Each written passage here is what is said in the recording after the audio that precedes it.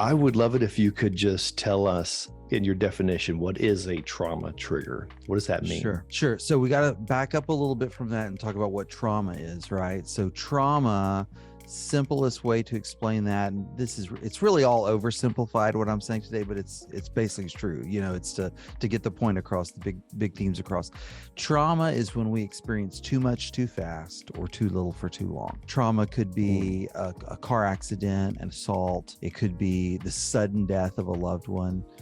But trauma can also look like neglect, right? Too little for too long. So a child who's not being mirrored, nurtured, those sorts of things. We now know that has a traumatic effect on the system. And basically what happens is the too much too fast or the too little for too long both get you to the same place, which is where the brain is having a discharge of chemicals, adrenaline, all those stress chemicals, cortisol, all that stuff that begins to cause dysfunctions that then have a lingering effect. And that's where the triggers come into play. So now it's long after the actual traumatic event, could be days, weeks, months, years after the event, and something happens that activates the memory network in the brain. But because the trauma, at the time of the trauma, the brain wasn't functioning correctly, that memory gets activated in a way that instead of remembering it,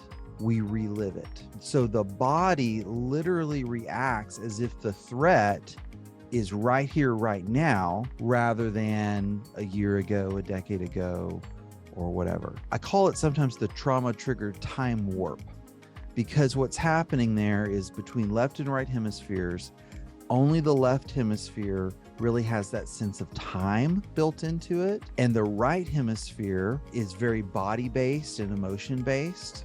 And to just boil it down to as simple as possible, when that trauma happens, the corpus callosum, which connects left and right hemispheres, the functionality goes down, and therefore the memory is not integrated across left and right hemispheres. So now if something triggers the memory on the right hemisphere, and I have the emotional response, the body response, it's not anchored in time by simultaneously activating the corresponding memory in the left hemisphere where that sense of time lives.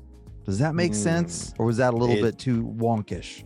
No. We hear these terms like we're going to geek out and stuff like that. But I think that it's important if listeners don't get the exact terminology or the names Sure. of these different parts of the brain, the most important piece is, what we are discovering with all the brain Right. science these days, right hemisphere, Right. left hemisphere, they're not talking to each other. Yeah, That's right. that is exactly what's happening.